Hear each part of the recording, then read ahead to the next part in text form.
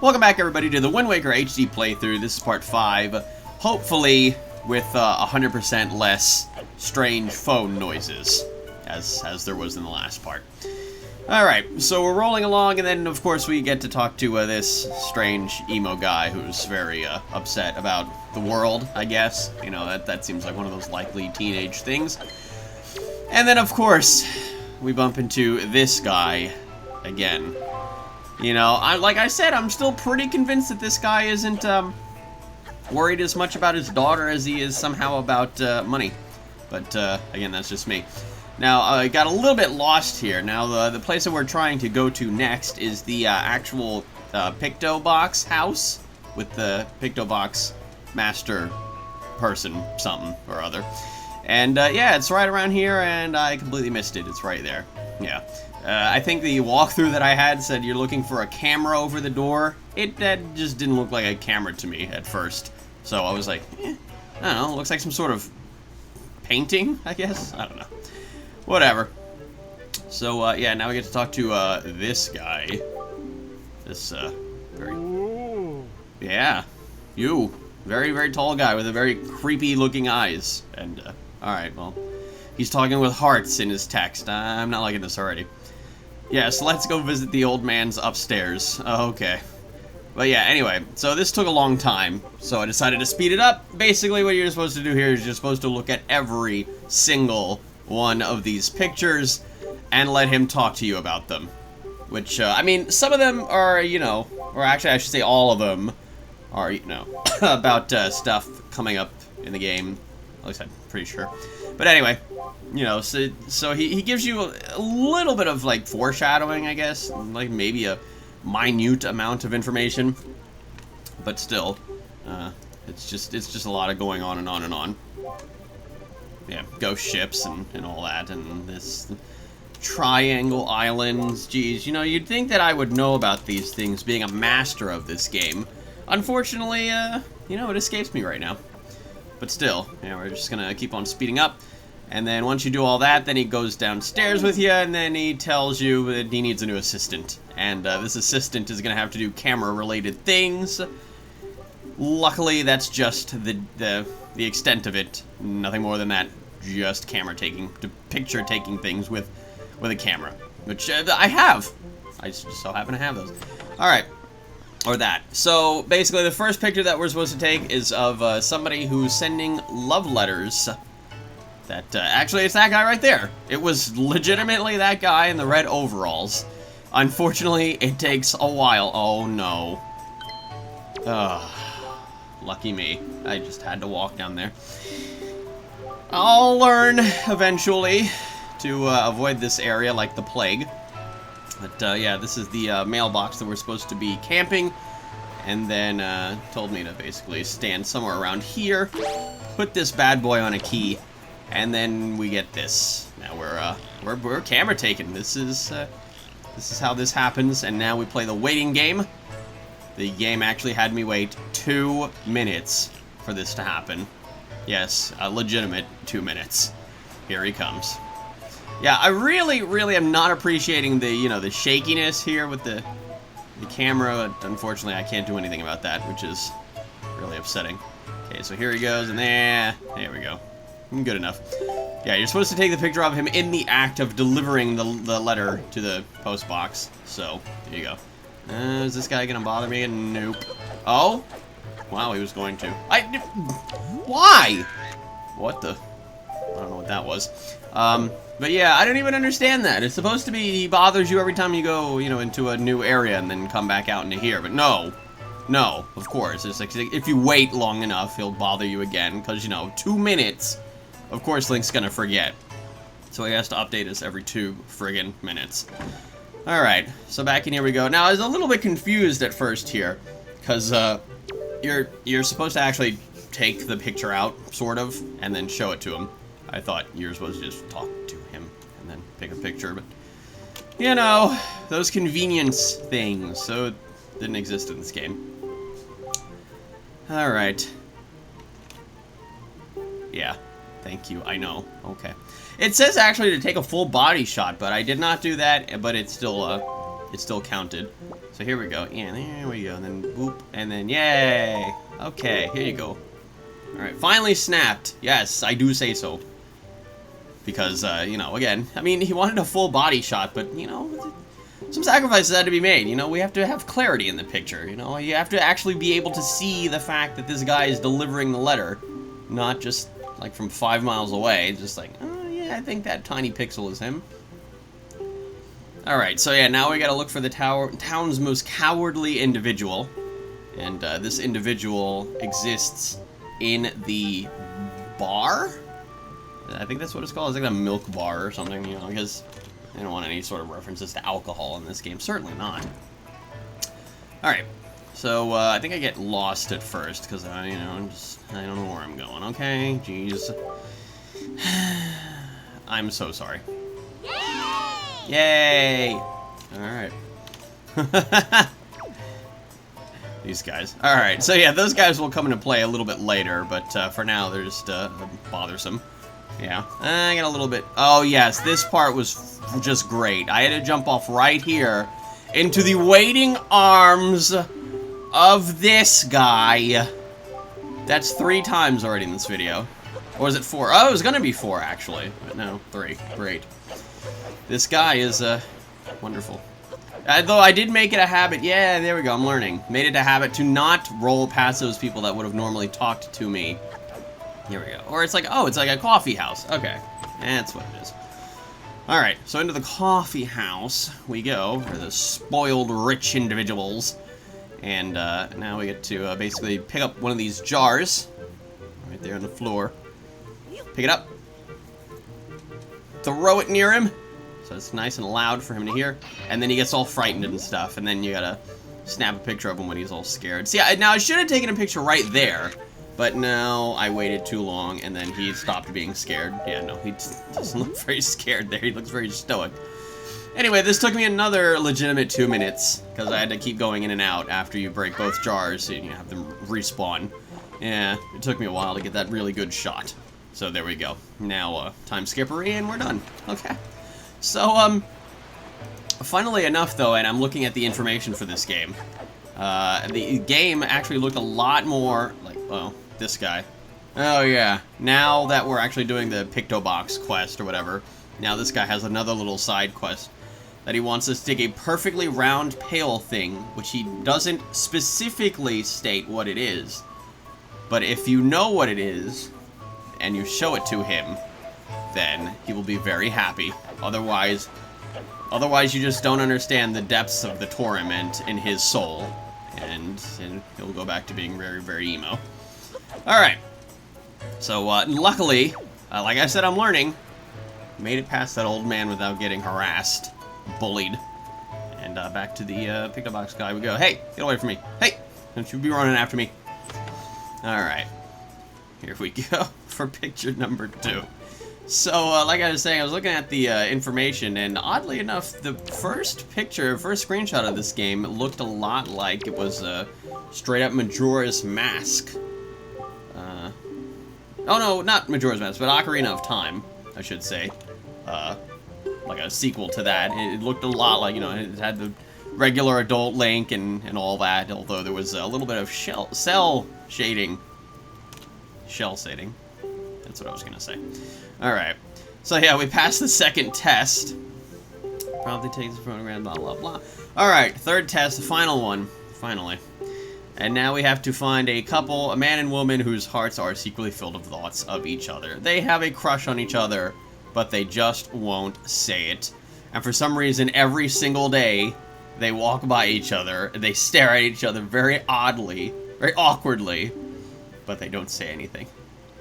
Those are 2 timid burglars in the house of love. Okay, I'm done with this. God, the way he just stares like that is just really creepy.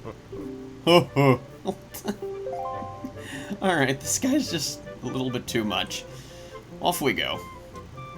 Of course, you know, reading lay information along the way, because I gotta know what I'm doing, dude. Otherwise, I won't. Okay. So, yeah, otherwise I'll just be running around snapping pictures of random people and just doing nothing. Alright, so the idea here apparently is to stand near this archway so that the killer bees, as they're called, those little guys, they don't swarm around in front of you and get in the way of your good shot. Took me another few minutes, but here comes this guy. This is the guy that apparently is crushing on this girl and vice versa. So here we go. He's strutting along, walking strangely, very slowly. And there it is. Okay, good enough. Yeah. Okay. No, that's not even remotely good enough. Ah, and then I lost my chance. But yeah, no, that picture I took was more than good enough. Like I said, I don't really see the point of making a full body shot as, you know, rather just take a shot, you know, more of their face, rather. You know, so you can actually see what is happening. Alright, there we go. Oh, whoops. And I did it again. Whoops. Oh, okay, thank you. See, it even says that he wants a perfect full body shot. But a clearer picture is better than a full body shot. Alrighty. Blah, blah, blah. Yes. Ah! Alright, I'm just staring at the back of Link's head. Thank. Alright, so as a reward for doing all three of those stupid tasks, we now get a Picto Box in full color! What's it called? Technicolor. That's the old method of coloring TV shows and stuff. Technicolor. Alright. And that's it. Oh, wow. Thank you. Yes. Very important to be showing the world as it's meant to be seen with full color. Technicolor. Alright. So, out of here we go. And I believe our next mission is going to involve the killer bees. Somewhere around here. I think. Yeah. Actually, I got a little bit lost here, yeah. So, the thing is that you're not... I don't think you're actually supposed to talk to them at first. Although they are very excited to see you, I guess. I don't know. But, yeah, after a little bit of getting lost, you're supposed to go into this school here that I went into in the last part that I wasn't supposed to. And you're supposed to talk to the teacher. And the teacher will explain to you that the killer bees are actually skipping school quite a bit. Which I can only imagine is the reason why there's nobody in school right now. Although it could be a weekend. That is true. Yeah, the delinquent gang of 4. Alrighty. So yeah, he wants to talk to his leader. And the leader will, of course, tell his underlings, hey, get to school. But of course, it's not going to be as easy as that. They're little kids. So, of course, they're going to give us a bunch of sass and maybe even badmouth us a little bit. But hey, you know, it's all a part of the circle of life. Sort of. Alright, let's make sure we talk to... There he is. Alright, the guy with the little hat. Alright, so now he's going to explain that now he wants to play a little bit of a game. He wants to play some hide and seek with a tag mixed in, basically. And so they're going to go hide. I'm going to go seek. And once I find them, then you have to go and tag them. And then you have finally caught them out. And then getting all 4 of them will complete us this mission. And I just wanted to quickly blurt that out. So in the meantime, I can read myself some information. Because, you know, I love doing that. So for the development of the game, Nintendo announced on March 3rd, 1999, that a new video game system under the name Project Dolphin was under development. This system, the GameCube, was revealed on August 24th, 2000. Good God, that was loud. The day before Nintendo's Space World 2000 exposition. Along with the specifications and designs of the console, Nintendo had several software demonstrations on hand to showcase the power of the GameCube, one of which was a realistically styled real-time duel between Ganondorf and Link. I'm talking to him again, aren't I? Oh my god. This demo was given the name The Legend of Zelda 128, similar to Super Mario 128.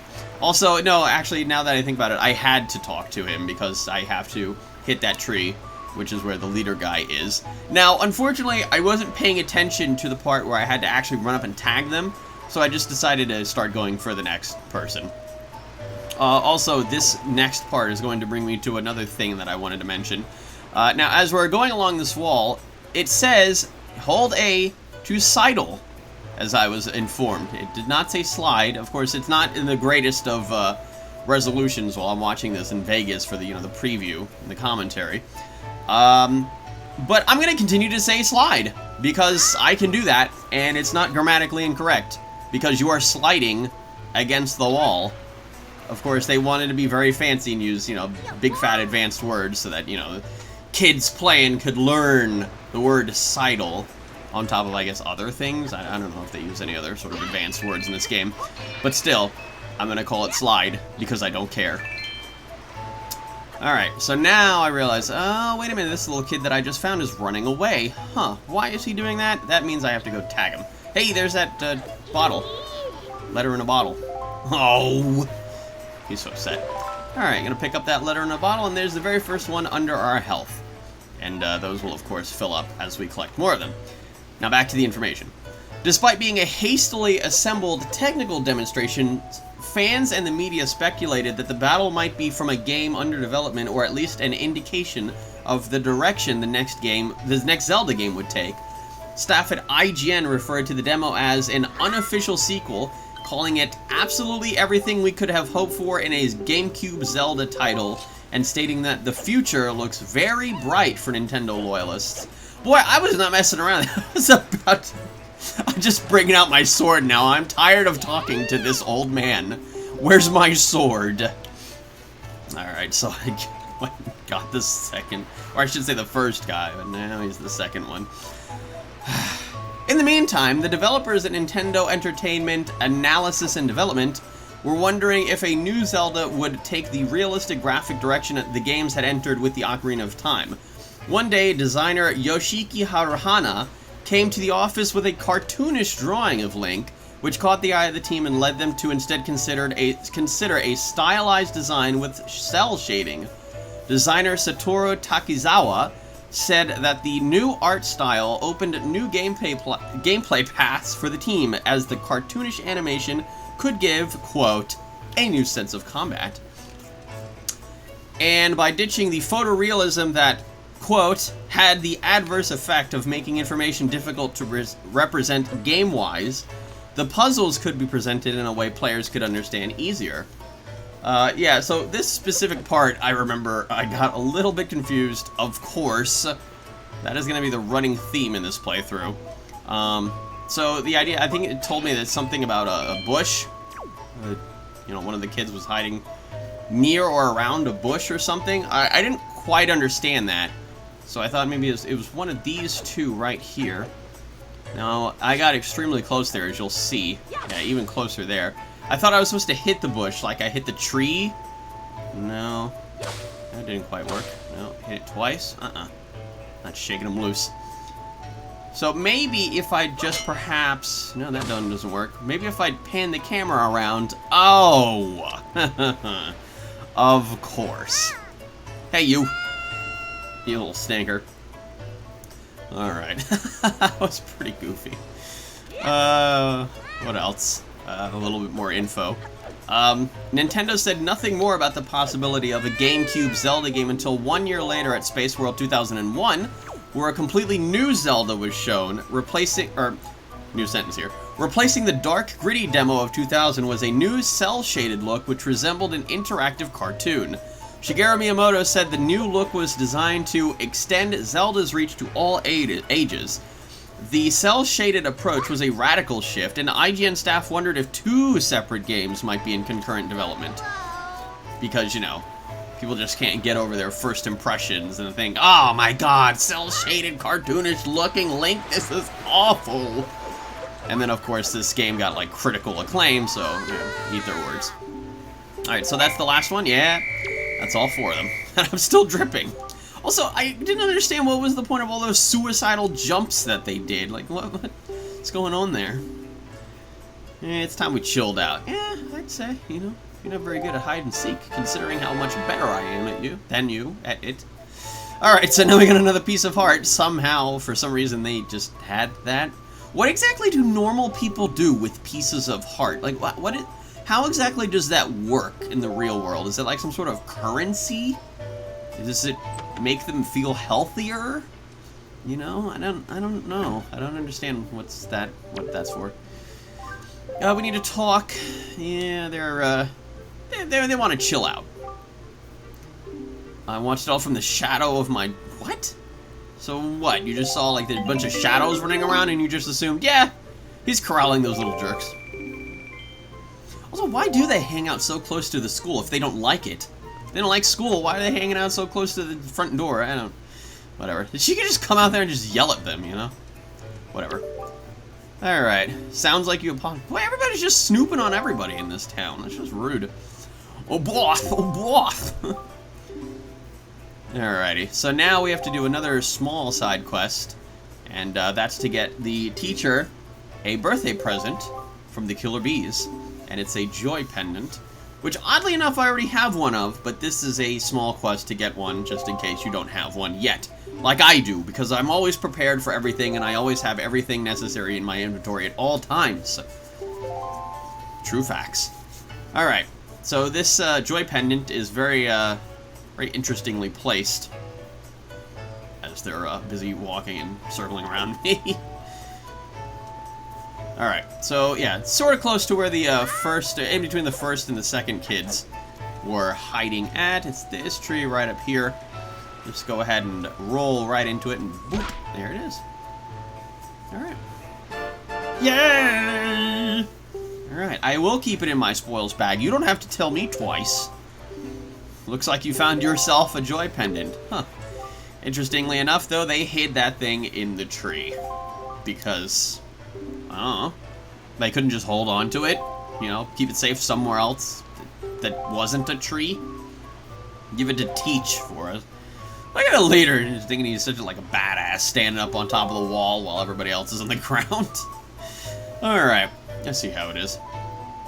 Also, the little one with the blue hair looks like a girl, but that's just me. Alright, a little bit of time skippery, and we're gonna move this joy pendant onto a key. Which is, or a button, I should say. I get those two mixed up all the time. Sometimes I call keys buttons and buttons keys. It's just, that's just how I roll. Alright, so, yeah, we have to put that on a button so that we can actually show it to Teach. Whoops, a little lost there. Alright, here we are. Back to the school. Back to good old Teach, Mrs. Marie. And, sort of, there we go. Yay! Whoa! Yay! Her little arms just flail around in the air. Alright.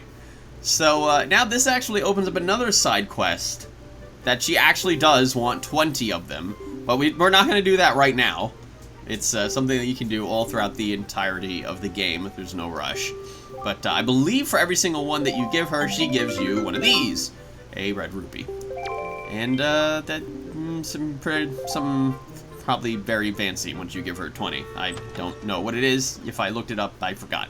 Okay, so now we move on to our last and final side quest for this video. And it's right across the way into this little game shop. And there's only one arcade game here. And it's operated by a very interesting man. This guy. Alrighty. So basically, this game, it costs 10 rupees a game per kids. By the way, for kids. By the way, please take a moment to look at how many rupees I have. 336 right now. And now we get a little bit of backstory for this game. This guy is he's very unique. He's got he makes sound effects and characters and everything. Alright, so basically this game works a lot like Battleship, if anybody is familiar with that. We have to sink 3 squid battleships, a large one, which is 4 squares long, a medium one, which is 3 squares long, and a small one, which is only 2 squares long. And we only get 24 shots on a board of, I believe it's 48? I don't know, 36 maybe? Alright, but yeah, very simple. Works just like Battleship. And my eyes, sir! This is great, you know, the role-playing is just awesome. Alright, and then of course we get an extra bonus if we manage to do it within 20 cannonballs. Now I figured the best idea here was to check the corners. That means he's along this way. Okay. And there we go, we found the large one. Now we gotta find the medium and the small one. Oh, wow. That was awfully lucky. Okay, there's the small one. Now we gotta find the medium one. Hopefully within 9 shots. Nope. Taking a good few wild guesses here. Also, it's 8 by 8, so it's 64. Huh. Okay. There we go. We found all of them within 20 shots. Extremely lucky, if I do say so myself. Yay! Oh my god. So yeah, now we get another piece of heart for beating it the first time. And then, as an extra bonus for getting it within 20, the high score, we get a treasure chart. Yay! Okay. And then, unfortunately, we have to do it one more time. So again, look at my rupees, because now you see 336, and now you don't. Oh, well, you'll see in a bit. Anyway, it took me a very long time to do this again, and the entire point of doing it again is to get a second treasure chart. I'm gonna throw that out there now. And, yeah, now I have 86. Like I said, it took me a long time. It was a lot of video cut out. It was not pleasant after the 10th time. And there we go, finally. But yeah, I looked up online, strats, and, you know, anything. Somebody said that maybe the best idea was to make an X shape so that you'd, you know, maybe find them a little bit easier, so I decided to do that. Anyway, I finally got it. Took me a lot of money, but we got there. That's it for this video. Join me in part 6, where I'll be moving on and finally opening our sail to the Great Sea. See you all next time!